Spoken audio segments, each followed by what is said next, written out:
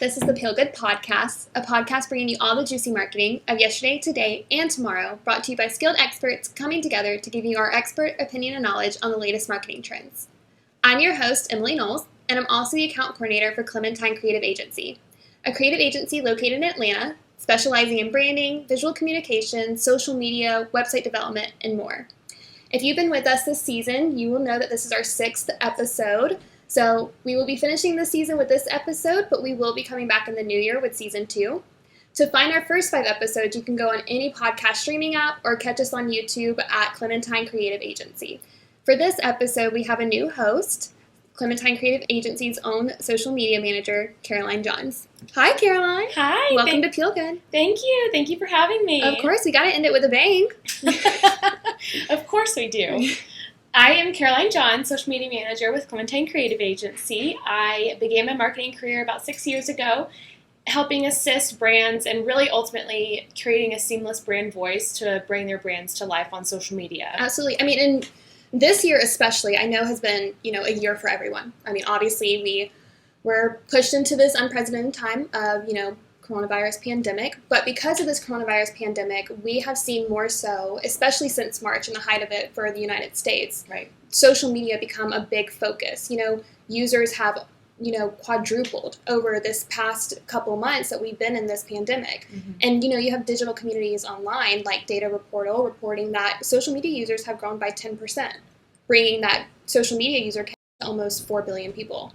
Right. And that's staggering because there's about 7 billion people in the world. So half the world is on social media right now. I know. And you have all this content coming at you. You have all these eyes on your content. So how do you make sure that your content is the one that stands out and allows someone to stop and engage with that content? Are you ready for this?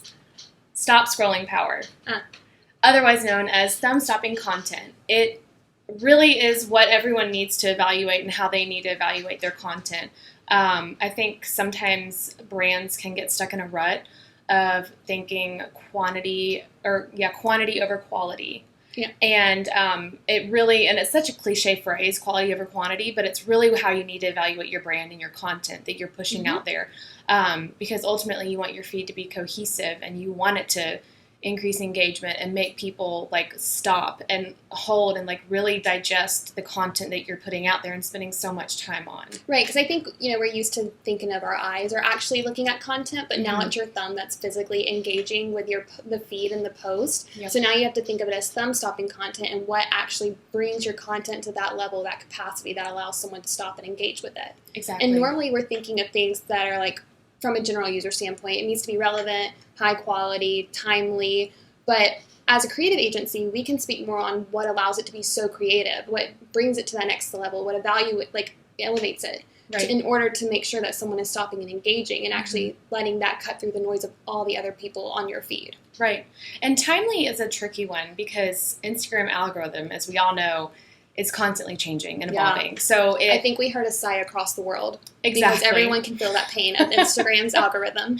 Right. So it's something that you always need to take an account for when you're creating content, that your content is always evergreen. Yeah. And so even in speaking in that, to make sure it's evergreen, it's creative, what allows you to measure that, to make sure that it is dynamic enough, that it meets those standards? Right.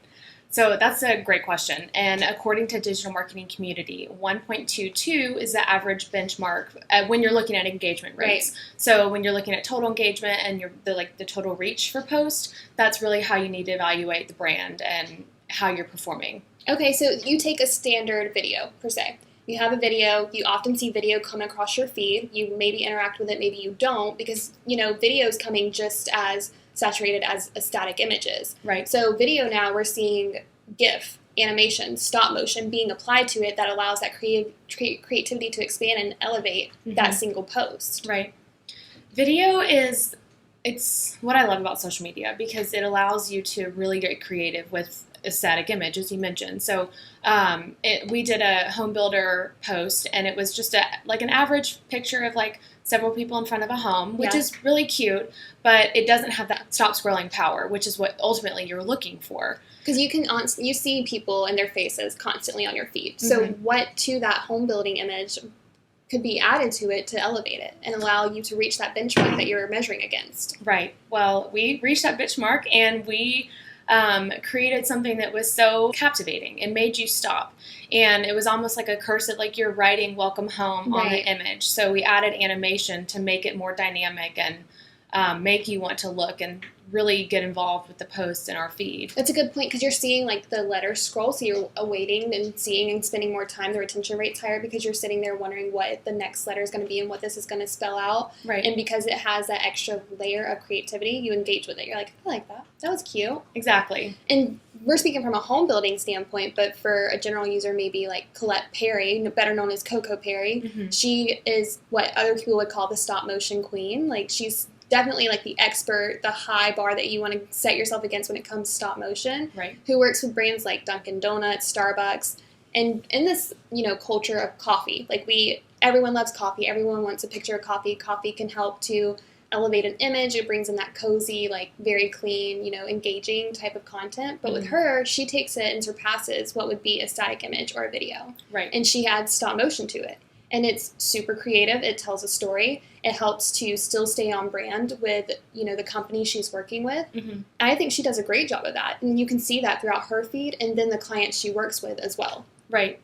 And so her work is fantastic. Right. And she also works for Birdies, which is a footwear brand. And those images alone are just so colorful and cheerful, and they really draw your eye to the content. Like, even if you just took a screenshot, minus the stop motion that she created, it's so engaging. So I think really having that color, and it's something we can speak to with Clementine. So we recently just did a 9-grid photo that was static, but it was also dynamic in the fact that everything, it flowed. It had a little elements that, like, it was cohesive through all the pictures.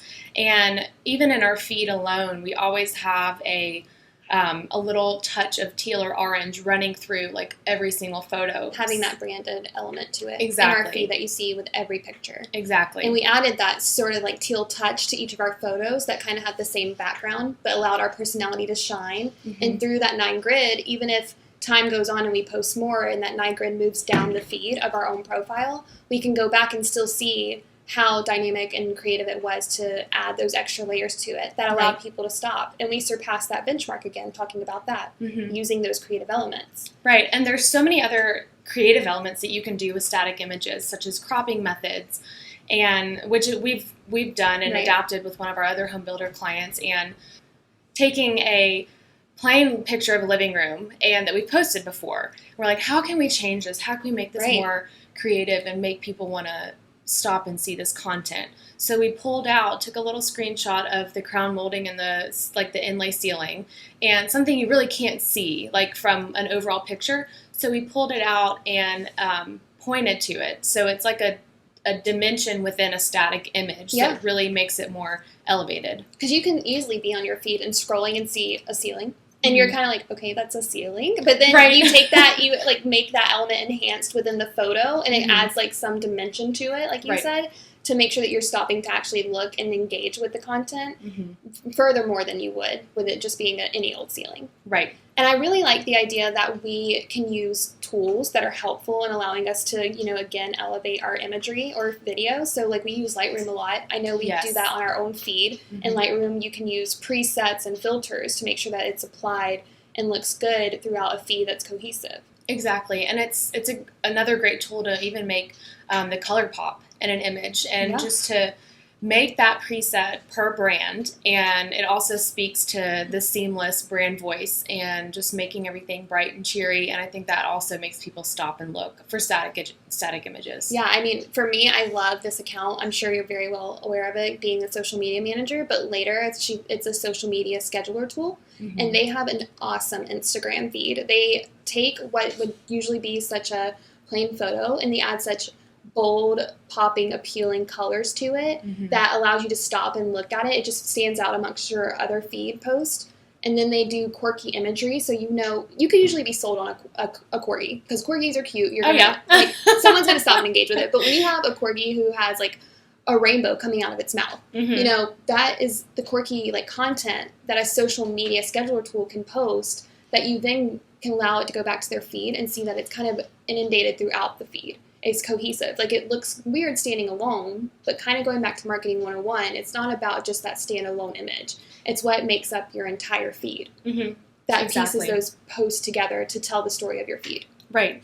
And another tool that can help you kind of see and like take a step back and like, hey, is this really going to flow with my feed, is like looking at grids. Yeah. So you can actually see if it's going to look good. Yeah, having something that you can post ahead of time, like before you post it, but actually like seeing it, like a tool that allows you to see it before you post it to make sure it does fall in line with what the rest of your content is looking like. Exactly. And we look at just feeds a lot because, that's the first thing that pops up. That's the first thing you're posting on. But I think a lot of social media platforms have been good to add extra features within their platforms that continues to allow you to have engaging content for your audience, to have that stop scrolling power. And a lot of that being Instagram's, Reels, that's brand new for them. Mm-hmm. They try to, market against TikTok, and we'll see how that goes. But they have Reels, they have Instagram Stories, they have Instagram TV, right. Which then, because Facebook own, Instagram and Facebook are owned by the same, Facebook has their stories. But then you have Twitter, who has voice tweets. So we see some dynamic use of features that allows you to elevate your content as well. Right, and I think it's really cool how Instagram and these social media platforms adapt with everyone, and they're always always evolving and changing. And stories is something that you also have to take into account for the stop scrolling power and that thumb stopping power, because they're constantly moving. And you create something, you spend so much time on it. That's also where you want to step back and see if it goes with your feed. And ultimately, you want people to stop and look. Right. And Reels and IGTV are a great great initiative that they've done, and some like a feature that they've added, because it adds volume, it adds audio, it adds just a different layer and depth to Instagram. Absolutely. And taking into account these stories and these Instagram TVs and Reels, like it's all part of your social media strategy within your brand. Like you have to make sure it all ties together. And for stories especially, it's kind of like a piece of the whole story when you post frame by frame. Mm-hmm. So you have that engaging content on the first slide that allows someone to continue to flip through your story to get the entire, story it's trying to tell in itself. Right. And so I think we did that with some of our clients, to always have, some type of story that you can click through within it.